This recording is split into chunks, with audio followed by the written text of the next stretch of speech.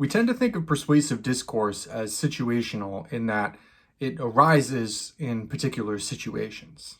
Like a courtroom, a town hall meeting, or an advertisement. But this is only part of what we're talking about when we talk about rhetoric as situational.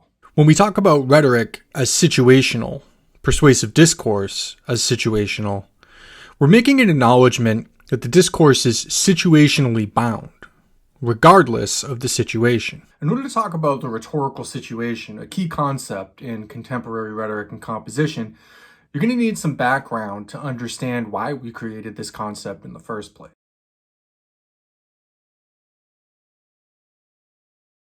Rhetoric is a classical philosophical discipline that studies persuasive discourse. The discipline's seminal text is Aristotle's Rhetoric, in which he proposes an ideal set of attributes that persuasive discourse should seek to embody. Many of you are probably familiar with Aristotle's core concept that the quality of a speech should be judged based on three criteria: ethos, pathos, and logos.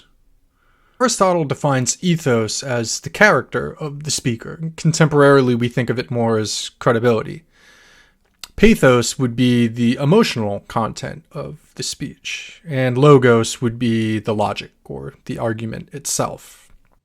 This is the root of all contemporary democratic discourse, and rhetoricians still study political and public speech in the way that classical rhetoricians did, but contemporary rhetoric and composition is a much more diverse and, frankly, interesting field.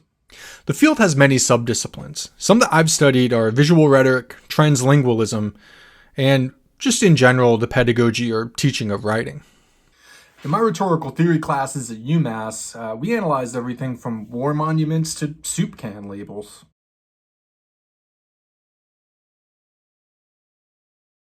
In order to accommodate for such a wide berth of academic territory, rhetoricians like to formalize bigger picture concepts, the language we use to talk about them. That's the point of Bitzer's text. He wants to put a name to a phenomenon.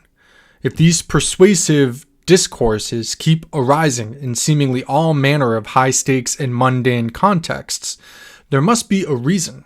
This is the idea behind the rhetorical situation as a term. It describes the circumstances that are present when rhetorical discourse seems as though it might be made. That said, rhetorical situations do not always receive a response. They exist independent of rhetorical discourse. But rhetorical discourse springs from rhetorical situations. Bitzer is also careful to make clear that, to some degree, the acknowledgement of a rhetorical situation is dependent on the outcome of the persuasive discourse produced. Bitzer says the rhetor alters reality by bringing into existence a discourse of such a character that the audience, in thought and action, are so engaged that it becomes a mediator of change.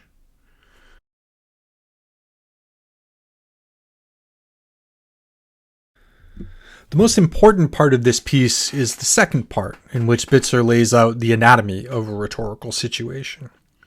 So, in any rhetorical situation, you have an exigence, which is a reason for communicating, to an audience who can affect change regarding the exigence, and a set of constraints that must be realistically considered when responding to the exigence. Bitzer also makes clear what he sees as the constituent parts of a rhetorical situation. He first says that rhetorical discourse comes into existence as a response to a situation, and not the other way around. Discourse can't create the situation. The situation has to call for the discourse. He also says that a rhetorical situation doesn't invite just any response, but rather a fitting or appropriate response. The situation must somehow prescribe the response. The situation controls the rhetorical response, not the rhetor or their persuasive intent.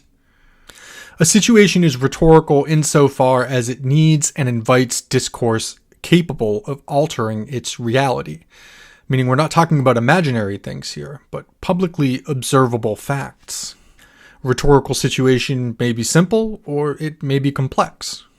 And finally, rhetorical situations may mature and decay without giving birth to a rhetorical utterance. So, what's the significance of all this for our purposes? In each subsequent module this semester, you'll either be given or be asked to create a rhetorical situation, and then you'll be asked to create the discourse to meet that situation. Consider this the first part of our heuristic.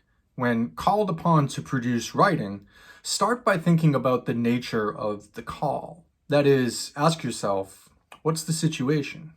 Once you determine the exigence that is calling on you to speak, to produce a text, to say something, then you can start to think about your audience. And somewhere in there, you're going to want to make a determination about what is the best genre of communication to meet this particular moment discursively. From there, you can consider the constraints, the things that might prevent you from getting this message across to the mediators of change that you want to affect.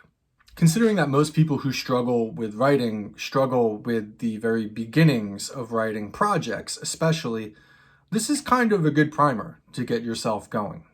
It gets you thinking about why you're communicating, what you want to say, how you want to say it, with whom you want to communicate to, and what you hope the outcome will be.